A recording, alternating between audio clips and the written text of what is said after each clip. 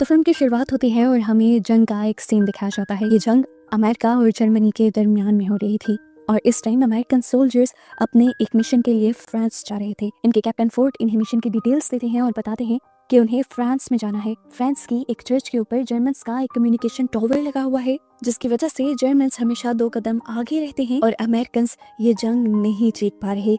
Americans अब उसी tower को तबाह करने के लिए फ्रांस जा रहे थे।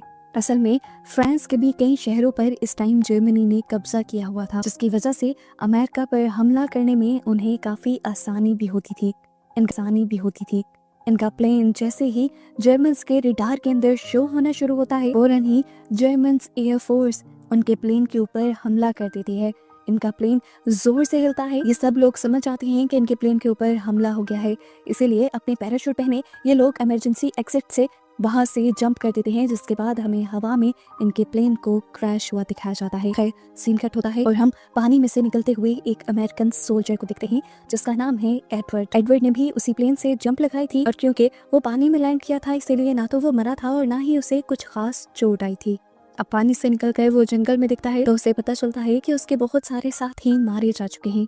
वो अब आगे इस उम्मीद से बढ़ता है कि शायद कोई उनका साथी तो जिंदा बच गया हो और फाइनली उसकी उम्मीद काम भी कर जाती है। वो देखता है कि कैप्टन फोर्ड ही जिंदा बच गए थे। कैप्टन फोर्ड और वो अब बहुत ही आराम से आगे बढ़ने लगते हैं और कुछ आगे जाने पर इन्हें अपने 3 और साथी जिंदा मिलते हैं, जिन्हें देखकर ये लोग बहुत ज्यादा खुश हो जाते हैं। ये लोग अपना मिशन पूरा करने के लिए आगे बढ़ ही रहे थे कि अचानक इनके एक साथी का पाँव एक लैंड माइन के ऊपर आ जाता है। पाँव उठाते ही वो लैंड माइन तबाह हो जाती है और उस सोल्जर के टुकड़े टुकड़े हो जाते हैं। ये देखकर इन्हें बहुत ज्यादा अफसोस होता है।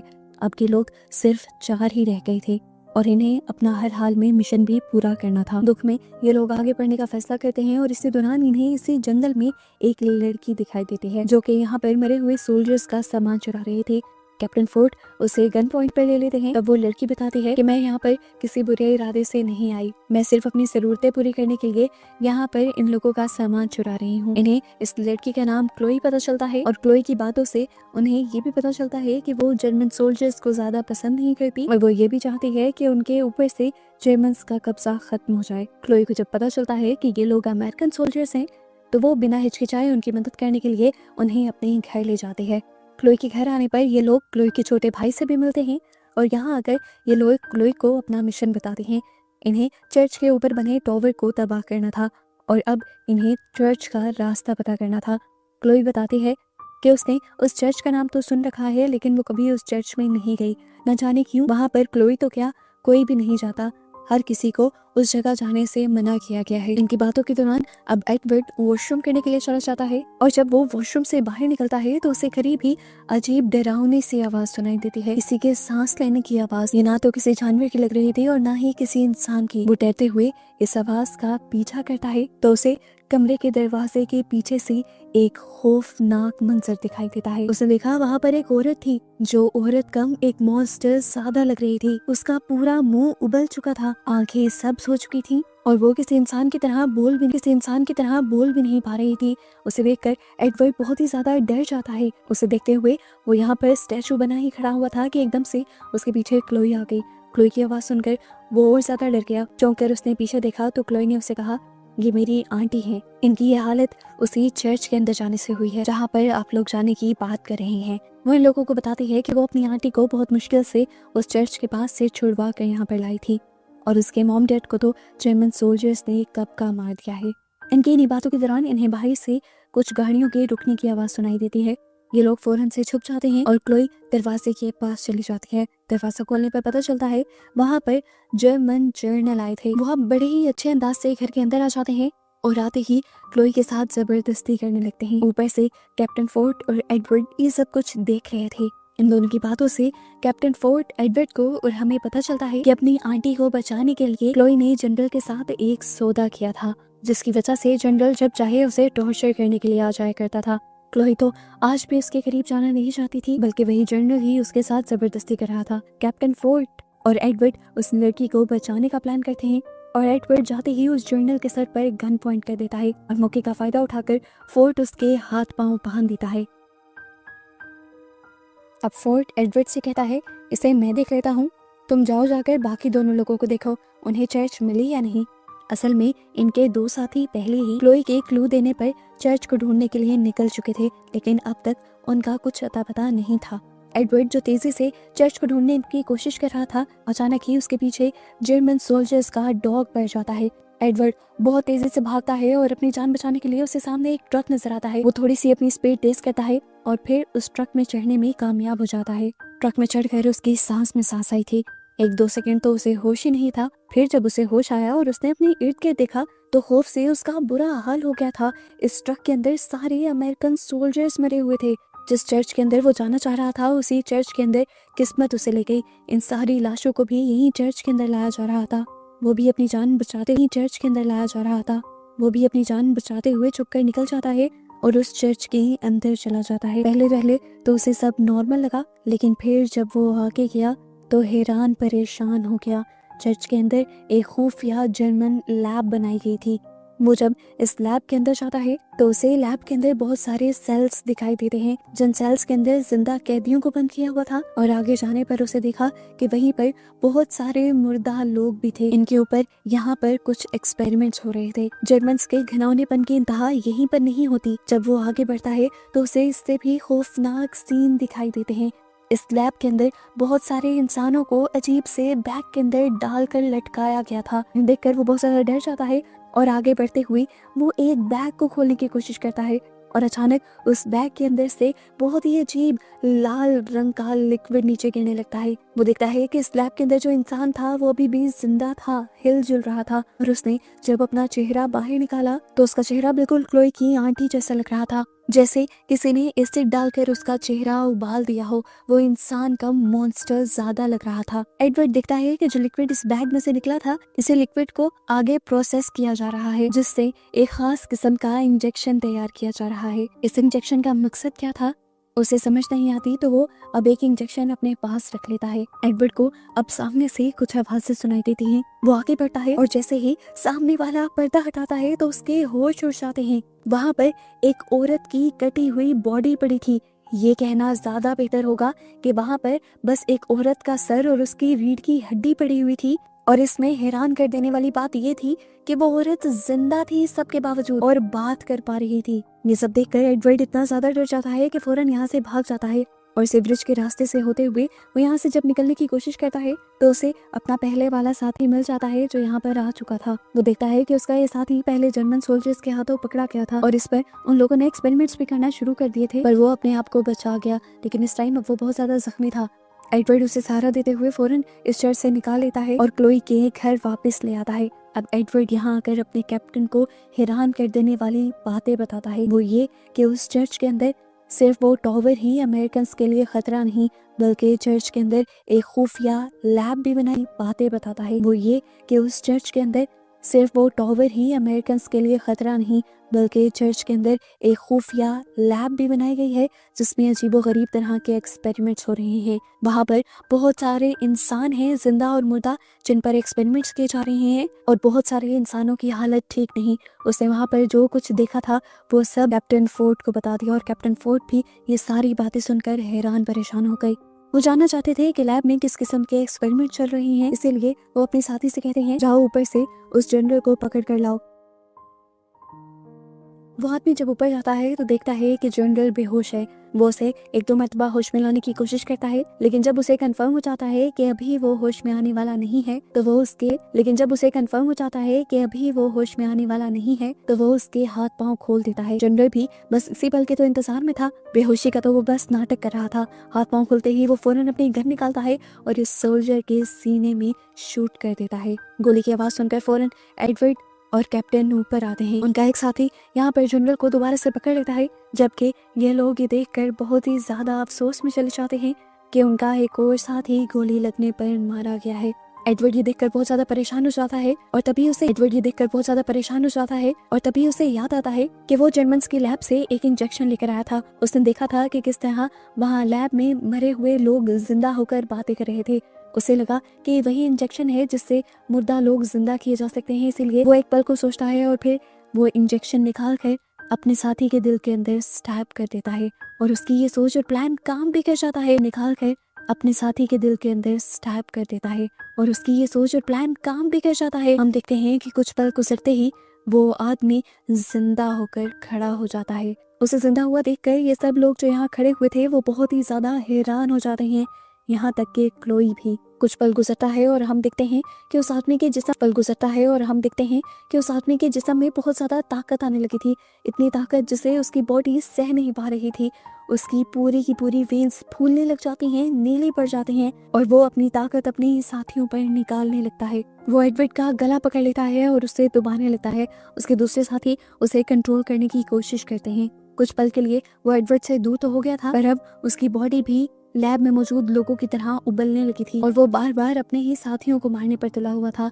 ये देखते हुए फोर्ड उसके सीने में गोलियां चला देता है, लेकिन देखने को मिलता है कि ये गोलियां भी उसके सीने में कोई काम नहीं कर रही थी, उसके ऊपर कोई असर नहीं दिखा रही थी, वो मर नहीं रहा था। दरअसल वो एक ज़ॉम्बी बन चुका था और ये बात अमेरिकन सोल्जर्स समझ ही नहीं पा रहे थे। यहाँ पर एडवर्ड समझ गया था कि अब उनका साथी जिंदा होने के बाद उनका नहीं रहा, किसी वजह से वो जर्मन्स का साथ दे रहा है और ऐसा उस इंजेक्शंस के असर से भी हो सकता है। इसीलिए अब वो अपने ही साथी के सर पर अपनी गन की बैक साइड से वार करता है और उसके सर पर बार बार मार कर उसका सर क्रश करके आखिरकार उसे मार देता है। अब जर्मन जनरल जो सब कुछ ये देख रहा था वो मौके का फायदा उठाता है और चुपके से यहाँ से भागने की कोशिश करता है और जाते हुए वो क्लोई के भाई को भी उठा लेता है। इन लोगों को जब शोर की आवाज सुनाई देती है तो ये लोग उसे रोकने की कोशिश तो करते हैं, पर जनरल इनके हाथ से निकल जाता है। जाते जाते जो कैप्टन फोर्ड ने गोली चलाई थी वो गोली उसके मुंह पर लग भी गई थी, जिससे उसका एक पूरा गाल ही उड़ गया था, लेकिन उसके बावजूद भी वो यहाँ से दर्द बर्दाश्त करते हुए भाग गया था। अब ये लोग बहुत ही ज्यादा स्ट्रेस में आ चुके थे। इन्हें पहले एक ही मिशन मिला हुआ था, उस टॉवर को तबाह करने का, लेकिन अब एडवर्ड कैप्टन को रियलाइज करवाता है कि उस टॉवर से ज्यादा अहम उस लैब को तबाह करना है जहाँ पर वो अजीबोगरीब एक्सपेरिमेंट हो रहे हैं। कैप्टन एडवर्ड की बात को अच्छी तरह समझता है और ये लोग यहाँ पर प्लान बनाते हैं कि अब ये लोग जल्द से जल्द अपना मिशन पूरा करेंगे, पहले उस लैब को और फिर उस टॉवर को तबाह कर वापस चले जाएंगे। और इस सब में वो क्लोई की मदद भी मांगते हैं, क्योंकि क्लोई का भाई भी वहीं पर था और इन्हें क्लोई के भाई को भी बचाना था। सीन कट होकर अब हमें जर्मन जनरल को दिखाया जाता है जो लैब में जाते ही उस इंजेक्शन को अपने अंदर स्टैब कर देता है और यहाँ साइंटिस्ट उससे कहता है कि आपने क्या किया, आपको पता भी है ये क्या करता है, ये आपको पागल बना देगा। ये इंजेक्शंस सिर्फ मुर्दा इंसानों को जिंदा करने के लिए है, उनको एक ऐसा मॉन्स्टर बनाने के लिए है जो खुद तो कभी ना मरे लेकिन अपने दुश्मनों को मार डाले। इनकी बातों से हमें पता चलता है कि ये लैब असल में एक ऐसी जर्मन फौज तैयार करने की तैयारी कर रही थी जिसे कोई कभी मार ही ना सके। यहाँ तक कि इन्होंने अपने और सभी अमेरिकन सोल्जर्स को भी पकड़कर इन इंजेक्शंस को लगा कर दोबारा से जिंदा कर दिया था। और यहाँ वो जो बैग्स में इंसान पड़े थे उनकी बॉडी पर एक्सपेरिमेंट कर करके उनके खून और एंटीडोट के जरिए ही इन इंजेक्शंस को तैयार किया जा रहा था। सीन कट होकर हमें बाहर कैप्टन फोर्ड और उनके सारे साथियों को दिखाया जाता है। ये लोग अब चर्च की बैक साइड पर आ चुके थे, जिसके बाद कैप्टन फोर्ड सभी को अपना प्लान समझाता है और ये सभी लोग अपने काम पर लग जाते हैं। कैप्टन फोर्ड चर्च के ऊपर चढ़ते हुए रेडियो बेस कैंप पर जाता है, जबकि एडवर्ड नीचे से उस लैब के अंदर चला जाता है जहां अब कैप्टन फोर्ड ने रेडियो बेस कैंप के अंदर बॉम्ब लगा दिया था, वहीं अब एडवर्ड ने इस लैब के अंदर बॉम्ब लगा दिया था। ये करने के बाद अभी वो बाहर निकलने ही वाले थे कि तभी कैप्टन के सामने जर्नल आ गए। इस टाइम वो जर्नल बहुत ही ज्यादा भयानक लग रहा था, उसका आधा मुंह कटा हुआ था। उसने उस इंजेक्शन के जरिए अपने आप को इतना ताकतवर बना लिया था कि कोई भी फौजी उसके सामने टिक नहीं सकता था। कैप्टन फोर्ड क्या चीज थी। कैप्टन फोर्ड 1-2 हमले में ही ढह जाते हैं। अब जनरल कैप्टन फोर्ड को हाथ से घसीटते हुए उस लैब के पास ले आते हैं, क्योंकि अब उनके इरादे भी कैप्टन फोर्ड को लेकर ठीक नहीं थे। कैप्टन फोर्ड भी जब देखते हैं कि वो बेबस हो गए हैं तो वो यहाँ पास पड़ा एक इंजेक्शन उठाकर बिना सोचे अपने अंदर स्टैब कर लेते हैं। कैप्टन फोर्ड ये जानते थे कि इससे हो सकता है कि इनका दिमाग अपने काबू में ना रहे, वो अपने ही लोगों को मारने लगे, लेकिन फिलहाल के लिए तो कैप्टन फोर्ड के सामने ये जनरल ही था। वो अपनी सारी ताकत इसी जनरल के ऊपर उतारने लगते हैं और इस तरह इन दोनों के दरमियान में एक बहुत ही भयानक ताकत की लड़ाई दिखाई जाती है। दूसरी तरफ दिखाया जाता है कि इन लोगों का एक दूसरा साथी इस टाइम क्लोई की मदद कर रहा था। वो दोनों बहुत ही एहतियात से आगे बढ़ रहे थे अपने भाई को ढूंढने के लिए, आखिरकार लैब के एक बेड के ऊपर क्लोई को उसका भाई भी बंधा हुआ मिल जाता है। क्लोई जल्दी से अपने भाई को आजाद करती है और यहाँ से निकल जाती है, जबकि उसका साथी अब एडवर्ड उड के पास आ जाता है। यहाँ एडवर्ड कैप्टन फोर्ड और जनरल को जब लड़ते हुए देखता है तो उनके पास जाने को बेवकूफ़ी समझता है। अब वो सारी बात समझ गया था कि ये लोग ज़ॉम्बी बने हुए हैं। वो ये तो बात जानता था कि ज़ॉम्बीज़ को या तो सर में मारकर मारा जा सकता है या फिर उन्हें आग से मारा जा सकता है। यही सोचते हुए उसके दिमाग में एक दूसरा आइडिया आता है। उसे वहां पर रखा हुआ एक ऑक्सीजन सिलेंडर दिखाई देता है और उसके अंदर वो शूट कर देता है। ये सिलेंडर जनरल के बहुत पास और इसमें होने वाली ब्लास्ट की वजह से जनरल की बॉडी फट कर खत्म हो जाती है, जबकि कैप्टन फोर्ड को ज्यादा कुछ नहीं होता। एडवर्ड जल्दी से आकर कैप्टन फोर्ड को बचाते हुए यहाँ से ले जाने की कोशिश करता है, लेकिन कैप्टन फोर्ड अपने आप को छुड़वा कर अपने आप को एक जेल में बंद कर देता है, क्योंकि वो जानता है कि वो अब ज़ॉम्बी बन चुका है और उसके दिमाग का कुछ पता नहीं। दूसरी तरफ अब हमें क्लोई और उसके भाई को दिखाया जाता है। वो लोग एयर वेंट के रास्ते से होते हुए यहाँ से निकलने की कोशिश कर ही रहे थे कि उनके ऊपर एक ज़ॉम्बी बने आदमी ने हमला कर दिया। वो क्लोई के बहुत ज्यादा करीब आ जाता है। इससे पहले कि वो उन्हें काट लेता या उनकी जान ले लेता, क्लोई अपने हाथ में पकड़ी हुई गन को उसकी गर्दन के नीचे रखते हुए 2-3 मरतबा उसे शूट करती है, जिससे उसके दिमाग में गोली रख के वो भी मारा जाता है। जिसके बाद क्लोई और उसके भाई को यहाँ से निकलने का मौका मिल जाता है। सीन कट होकर दोबारा हम एडवर्ड और कैप्टन फोर्ड को देखते हैं। कैप्टन फोर्ड यहाँ पर एडवर्ड को कुछ सख्त इंस्ट्रक्शंस दे रहे थे। वो क्या थी ये हमें नहीं दिखाया जाता, लेकिन आखिर कुछ सख्त इंस्ट्रक्शंस दे रहे थे। वो क्या थी ये हमें नहीं दिखाया जाता, लेकिन आखिर में ये जरूर पता चलता है कि कैप्टन फोर्ड यहाँ से निकलने से मना कर रहे थे। बाहर हमें दिखाया जाता है कि जर्मन सोल्जर्स को अमेरिकन सोल्जर्स के लैब के अंदर आने का पता चल गया था। एडवर्ड और कैप्टन फोर्ड को देखते हैं। कैप्टन फोर्ड यहाँ पर एडवर्ड को कुछ सख्त इंस्ट्रक्शंस दे रहे थे। वो क्या थी ये हमें नहीं दिखाया जाता, लेकिन आखिर में ये जरूर पता चलता है कि कैप्टन फोर्ड यहाँ से निकलने से मना कर रहे थे। बाहर हमें दिखाया जाता है कि जर्मन सोल्जर्स को अमेरिकन सोल्जर्स के लैब के अंदर आने का पता चल गया था।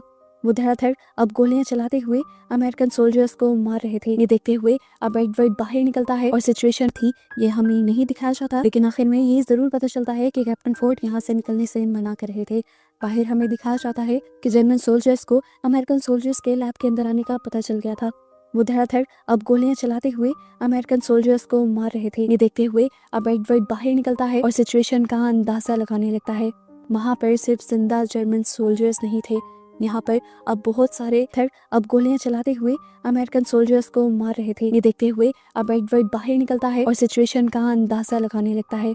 वहां पर सिर्फ जिंदा जर्मन सोल्जर्स नहीं थे, यहाँ पर अब बहुत सारे मरे हुए सोल्जर्स भी निकल कर आने लगे थे, जिनको लैब एक्सपेरिमेंट के जरिए जिंदा किया गया था, जो ज़ॉम्बीज बन चुके थे। इनको देखते हुए एडवर्ड इनसे लड़ता नहीं, बल्कि बस एक बटन दबाते हुए इस चर्च को ब्लास्ट कर देता है। एडवर्ड जानता था कि ये सारे ज़ॉम्बीज आग में जलकर मर जाएंगे।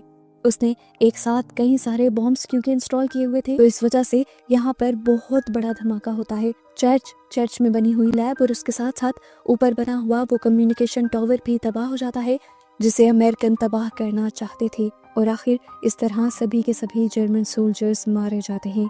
ये खबर जल्द ही शहर के लोगों में फैल जाती है और शहर के लोग भी जश्न मनाने लगते हैं, क्योंकि उन्हें भी तबाह हो जाता है, जिसे अमेरिकन तबाह करना चाहते थे। और आखिर इस तरह सभी के सभी जर्मन सोल्जर्स मारे जाते हैं। ये खबर जल्द ही शहर के लोगों में फैल जाती है और शहर के लोग भी जश्न मनाने लगते हैं, क्योंकि उन्हें भी जर्मन्स ने बंदी बनाया हुआ था। सभी अब घर से बाहर निकल आए थे और आंखों ही आंखों में एडवर्ड का शुक्रिया करने लगे थे। मूवी के पोस्ट क्रेडिट सीन में अब हमें एडवर्ड को वापस अमेरिका में दिखाया जा रहा था। एडवर्ड से अब उसके सीनियर्स उस लैब के बारे में सवाल करते हैं, तो एडवर्ड उन्हें साफ इनकार कर देता है कि उसने वहाँ कोई लैब नहीं देखी थी। वो सिर्फ टावर को तबाह करने गए थे और टावर को तबाह कर आ गए। पता चलता है कि एडवर्ड ने कैप्टन फोर्ड के कहने पर इन लोगों से उस लैब के ना होने के बारे में झूठ बोला था, क्योंकि कैप्टन फोर्ड और एडवर्ड दोनों ही जानते थे कि जंगें जीतने के लिए इंसानों के अंदर इंसानियत खत्म हो जाती है, और अगर ऐसे किसी लैब का अमेरिकन को पता चला तो वो भी जरूर ऐसे ऊट पटांग के एक्सपेरिमेंट्स को करना शुरू और जो वो होने देना नहीं चाहते, क्योंकि एडवर्ड को ये भी पता था कि अगर एक मर्तबा कोई एक ज़ॉम्बी भी इस दुनिया में आ गया के बारे में झूठ बोला था, क्योंकि कैप्टन फोर्ड और एडवर्ड दोनों ही जानते थे कि जंगें जीतने के लिए इंसानों के अंदर इंसानियत खत्म हो जाती है, और अगर ऐसे किसी लैब का में एडवर्ड का शुक्रिया करने लगे थे। मूवी के पोस्ट क्रेडिट सीन में अब हमें एडवर्ड को वापस अमेरिका में दिखाया जा रहा था। एडवर्ड से अब उसके सीनियर्स उस लैब के बारे में सवाल करते हैं तो एडवर्ड उन्हें साफ इनकार कर देता है कि उसने वहाँ कोई लैब नहीं देखी थी, वो सिर्फ टावर को तबाह करने गए थे और टावर को तबाह कर कर आ गए। पता चलता है कि एडवर्ड ने कैप्टन फोर्ड के कहने पर इन लोगों से उस लैब के ना होने के बारे में झूठ बोला था, क्योंकि कैप्टन फोर्ड और एडवर्ड दोनों ही जानते थे कि जंगें जीतने के लिए इंसानों के अंदर इंसानियत खत्म हो जाती है, और अगर ऐसे किसी लैब का अमेरिकन्स को पता चला तो वो भी ज़रूर ऐसे ऊट पटांग के एक्सपेरिमेंट्स को करना शुरू, और जो वो होने देना नहीं चाहते, क्योंकि एडवर्ड को ये भी पता था कि अगर एक मर्तबा कोई एक ज़ॉम्बी भी इस दुनिया में आ गया तो फिर ज़ॉम्बी वायरस को फैलने में और इंसानियत को मरने में वक्त नहीं लगेगा। इस तरह एडवर्ड का एक झूठ पूरी इंसानियत भी पता था कि अगर एक मर्तबा कोई एक ज़ॉम्बी भी इस दुनिया में आ गया तो फिर ज़ॉम्बी वायरस को फैलने में और इंसानियत को मरने में वक्त नहीं लगेगा। इस तरह एडवर्ड का एक झूठ पूरी इंसानियत को बचा जाता है और उसका मिशन भी कंप्लीट हो जाता है, और बस उसी को दिखाते हुए ये मूवी यहीं पर ख़त्म हो जाती है।